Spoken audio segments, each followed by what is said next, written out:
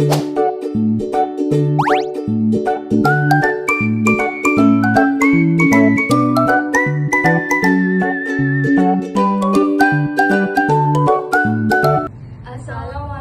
warahmatullahi wabarakatuh.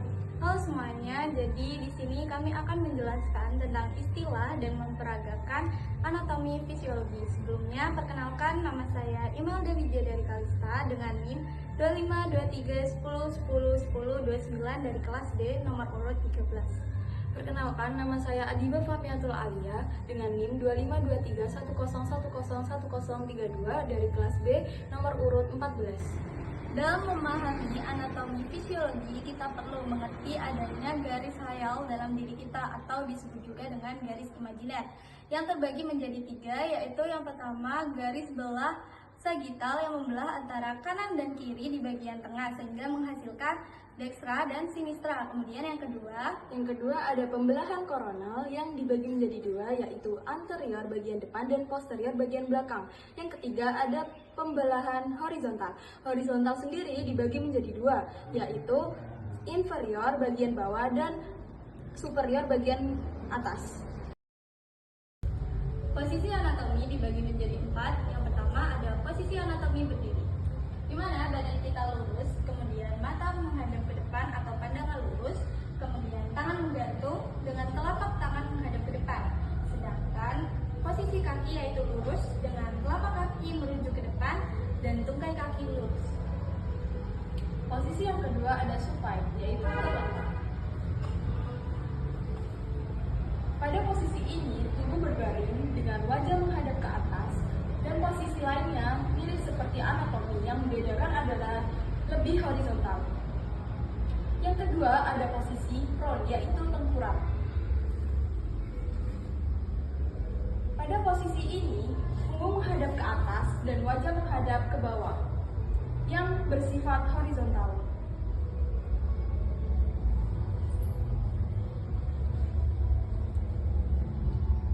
Kemudian yang keempat ada posisi lithotomy.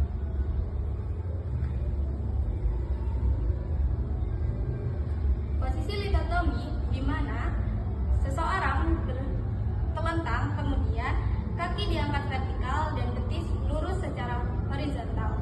Kemudian tangan dibentangkan seperti sayap dan kaki diikat pada posisinya supaya dapat menopang atau memperkuat antara lutut dengan kaki.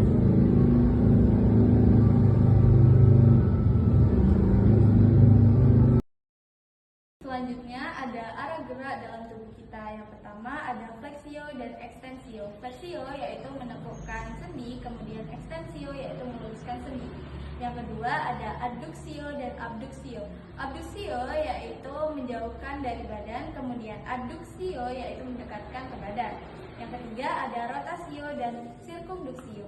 Rotasio yaitu perputaran sendi, kemudian sirkumduksio adalah gabungan dari fleksio, ekstensio, abduksio, dan adduksio. Kemudian ada elevasi, yaitu mengangkat tubuh, dan depresi menurunkan tubuh. Kemudian ada inversi, memiringkan kaki ke dalam, dan eversi, memiringkan kaki keluar. Kemudian ada pronasi, menelungkupkan tangan. Kemudian ada supinasi, yaitu mengadahkan tangan. Kemudian ada endorotasi, yaitu rotasi ke dalam, dan eksorotasi, yaitu rotasi keluar. Kemudian ada sumbu.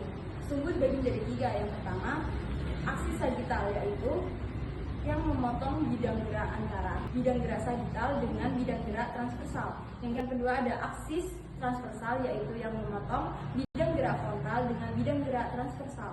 Yang ketiga ada aksis longitudinal yang memotong antara bidang gerak frontal dan median dan dari atas ke bawah. Selanjutnya terdapat bidang anatomi. Yang pertama yaitu bidang median yang melalui aksis longitudinal dan aksis sagital yang dinamai dengan medio sagital. Kemudian bidang sagital di mana sejajar dengan bidang medio sagital tadi. Yang ketiga ada bidang koronal atau frontal yang sejajar dengan bidang sagital dan mengandung aksis-aksis transversal. Yang terakhir ada bidang transversal di mana mengandung dan tegak lurus dengan bidang-bidang sagital dan bidang koronal. Selanjutnya ada rongga di dalam tubuh yang disebut kafum. Rongga tubuh yang di dalam kepala dan di dalam badan. Rongga yang di dalam kepala terdiri dari rongga tengkorak atau kafum cranialis, terdiri dari otak besar atau cerebrum, otak kecil cerebrum, dan batang otak atau brainstem. Kemudian ada rongga mata atau kafum orbital yang terdiri dari bola mata yaitu orbita. Kemudian ada rongga hidung yaitu kafum nasi yang merupakan tempat pertukaran udara pernafasan. Kemudian ada rongga mulut atau kafum oris yang terdiri dari lidah dan gigi. Yang terakhir yaitu rongga telinga tengah yang merupakan kafum tipani, terdiri dari alat-alat pendengaran yaitu malkus, incus, dan stapes. Yang kedua ada rongga di dalam tubuh. Yang pertama ada rongga dada yaitu kafum torasis yang dibagi menjadi yang pertama pulmo paru-paru, kardio jantung, arteri, aorta, vena cava, vena pulmonalis, bronkus, trakea, dan terakhir eosfagus. Yang kedua ada rongga perut yang disebut kafum abdomen. Yang pertama yaitu lambung, gaster. Yang kedua usus halus, intestinum, duodenum, dan yang terakhir jejunum. Yang kemudian ada usus besar yaitu kolon, ada hati, helpar, ada ginjal, renal, dan ada limfa, lien. Yang ketiga ada rongga di dalam panggul. Yang pertama ada kafum pelvis yaitu ada kelenjar prostat untuk laki-laki dan rahim untuk perempuan yang disebut uterus, ada indung kemih, indung telur yang disebut ovarium, dan ada kandung kemih yang disebut dengan vesika urinaria, dan juga ada rektum. Selanjutnya ada istilah anatomi di bidang imagery. Yang pertama ada anterior yaitu lebih dekat ke depan. Contohnya adalah lambung terletak anterior terhadap limpa, kemudian medial atau bagian tengah yang lebih dekat ke bidang median. Contohnya misal jari tengah yang ada di antara jari telunjuk dan jempol, kemudian jari manis dan kelingking. Kemudian ada superior yaitu bagian atas di mana mulut terletak di bagian atas daripada dagu. Kemudian ada dextra bagian kanan, ventral yaitu bagian depan, luas tulang belakang. Ada internal bagian dalam, proximal yaitu lebih dekat dengan pangkal tubuh, dan parietal lapisan luar. Kemudian ada superficial yaitu dangkal atau lebih dekat ke dalam permukaan atau ke permukaan. Kemudian ada horizontal yaitu bidang datar, transversal memotong melintang, posterior lebih dekat ke belakang yaitu jantung, terletak posterior terhadap tulang rusuk. Kemudian ada lateral yaitu bagian samping seperti telinga yang terletak di lateral bagian mata. Yang selanjutnya ada inferior yaitu bagian bawah seperti contohnya pusat terletak inferior terhadap payudara. Kemudian ada sinistra yaitu bagian kiri, kemudian dorsal yaitu bagian belakang luas tulang belakang, dan eksternal yaitu bagian luar.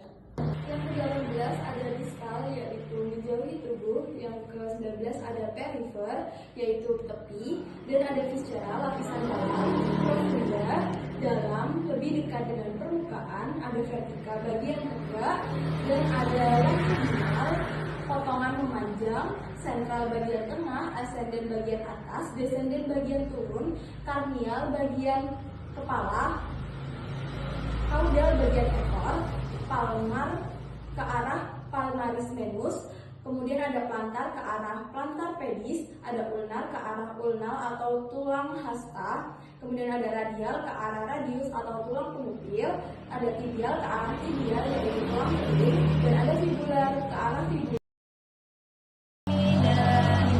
Yang lain yaitu yang pertama istilah anatomi yang menyatakan bagian tubuh yang menonjol. Contohnya tonjolan. Yang kedua ada spina, tajam-tajam seperti duri. Tuber, benjolan bulat. Tuberculum, benjolan yang bulat dan kecil. Terus ada crista, gerigi.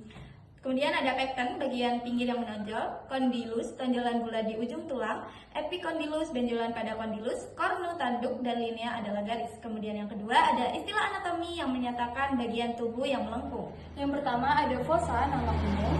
Yang kedua ada fossula, yaitu fossa yang kecil, dan ada fovea, fossa yang kecil, foveola, fovea yang kecil, dan sulcus alur, insicura itu takik. Kemudian yang terakhir ada istilah anatomi yang menyatakan lubang atau saluran.